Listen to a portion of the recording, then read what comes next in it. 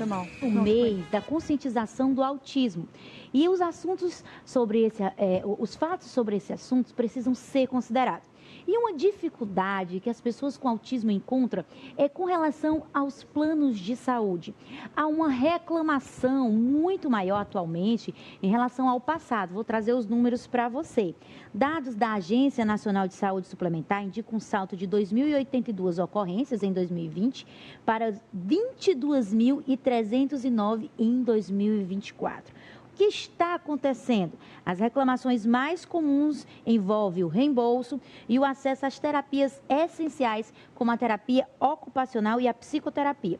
E é por isso que nós convidamos o advogado Dr. Wesley, que está aqui comigo, Dr. Wesley Albuquerque, para falar sobre esse assunto, o direito da pessoa com autismo e o que o plano de saúde pode estar tirando de você e de repente você não está sabendo. Então você precisa ficar nessa conversa para garantir que você tem as informações para ter os seus direitos garantidos. Não é isso, doutor Wesley? Muito bom dia. Olá, bom dia. É um prazer mais uma vez estar aqui no programa Revista Meio e tratando desse tema tão importante no mês da conscientização do autismo, que é referente aos planos de saúde, a abordagem que os planos de saúde estão fazendo para as pessoas com TEA. Então, hoje nós vamos falar sobre direitos. Direitos da pessoa com autismo. E olha, quem é mãe de uma criança atípica sabe do que a gente está falando. A grande dificuldade que enfrenta na oferta do serviço, na qualificação dos profissionais, e quando encontra um profissional qualificado, o plano não quer cobrir. Enfim, são muitas questões. Mas vamos começar identificando o seguinte: como o plano de saúde vê o autismo? Ele vê o autismo como uma doença? Como que é classificado o autismo para o plano de saúde? Olha só a importância dessa pergunta. O transtorno do espectro autista, o TEA, ele é considerado uma doença? Primeira coisa que eu queria falar para vocês é a Lei Berenice Piana, de 2012.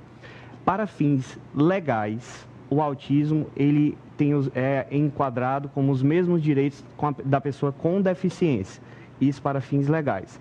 Agora, não, o autismo ele não é considerado uma doença, mas a legislação ela assegura direitos equivalentes do PCD e ao TEA, que é o que nós vamos abordar hoje aqui na nossa conversa. Olha só, você já fica ligadinho nessa conversa para você entender.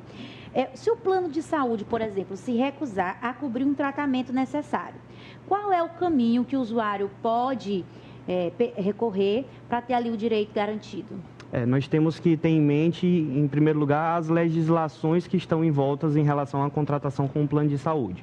Então, nós sabemos que existe uma relação jurídica entre o usuário do plano de saúde e a empresa, a seguradora, o plano de saúde, e com base nesse vínculo contratual incide o Código de Defesa do Consumidor, incide a Lei Berenice Piana, como eu já citei, e também a legislação, as leis do plano de saúde. Então, considerando essa abordagem, nós temos que existe uma disparidade entre as pessoas envolvidas. Então, essa legislação, ela serve exatamente para proteger e tutelar direitos dos usuários. A pessoa com autismo, ela passa ali por uma série de tratamentos, sessões terapêuticas, sessões com a psicóloga, e alguns planos de saúde, eles tentam limitar. Só pode tanto, mas a verdade é que quando se trata de um tratamento de saúde, você não tem como limitar. Quem diz isso é o profissional, e o profissional está dizendo, essa criança precisa de um tratamento mais intenso por muito mais tempo.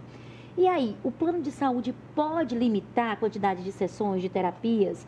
E se pode, se está fazendo isso e não pode, como o usuário deve reagir? Perfeito. Antigamente existia essa discussão era mais ampla, né? Se o plano de saúde ele poderia ou não limitar o número de sessões.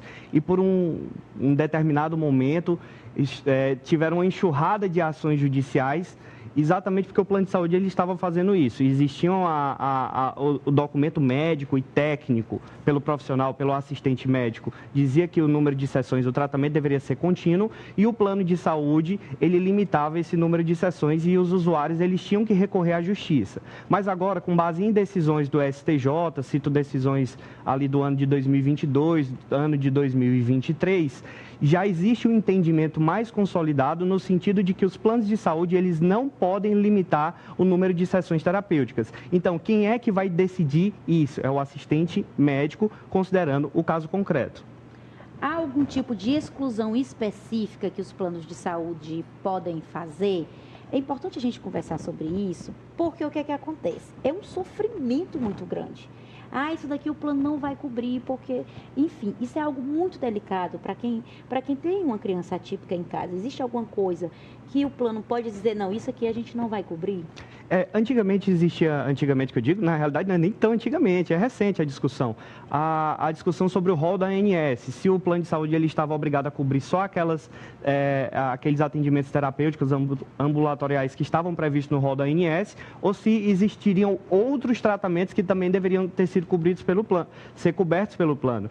Num primeiro momento teve o entendimento de que todas as sessões, o que fosse direcionado à TEA, deveria obrigatoriamente estar previsto naquele rol da ANS, mas hoje em dia não. Hoje em dia nós verificamos, com base nas decisões judiciais, inclusive em portarias da ANS, que existe uma flexibilização. Então, no caso concreto, quem vai definir quais são os procedimentos que devem ser adotados naquele caso específico é o profissional médico, e sim, os planos, eles estão sendo obrigados a cobrir, mesmo que não conste no rol da ANS, claro, como eu disse, considerando o caso concreto e considerando a documentação médica feita pelo assistente médico naquele caso, para aquele paciente.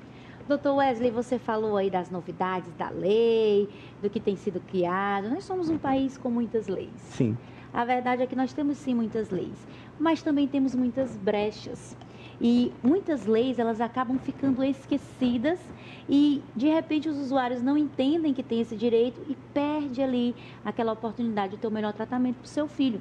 Existem brechas hoje que o plano de saúde usa para limitar os tratamentos? Existe que o paciente precisa ficar ligado? As reclamações mais comuns que nós verificamos no dia a dia, e até citando a introdução da nossa conversa, que ocorreu o aumento bem expressivo do número de processos de judicializações, nós verificamos que as reclamações mais comuns que são utilizadas pelo plano de saúde negativa de cancelamento unilateral dos planos de saúde, né? O paciente com TEA, o plano de saúde, ele manda a cartinha ali, cancelou e... Isso pode, doutor? Não, é totalmente ilegal e arbitrário. Caso exista um cancelamento unilateral do plano de saúde, principalmente pessoas com o TEA, como eu já citei a legislação, Código de Defesa do Consumidor, Lei Berenice Piano, isso é ilegal e arbitrário. Então, você pode fazer uma reclamação junto à ANS, procurar o PROCON, ou então um advogado especializado em direito médico para lhe auxiliar nisso. Nós também verificamos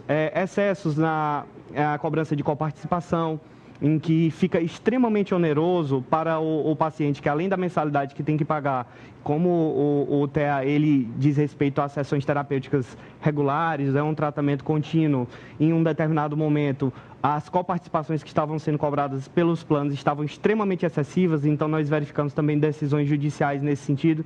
Então, na realidade, sempre que você tiver alguma dúvida, verificar que existe um desequilíbrio contratual, ou então que determinadas sessões terapêuticas, como já conversamos, foram negadas, procure um advogado de sua confiança ou então os órgãos competentes. Doutor, eu quero lhe agradecer pela sua presença, os esclarecimentos tão necessários e fundamentais aqui no nosso programa. Esse mês a gente precisa voltar os olhos, não só esse mês, durante todo o tempo, para a questão do autismo. Então, você que está assistindo aí essa conversa, já siga aí o doutor Wesley Albuquerque para saber mais sobre os seus direitos. Muito obrigada, doutor. Eu que agradeço mais uma vez e, como sempre, estou à disposição do programa. E agora vamos com a nossa querida Ellen.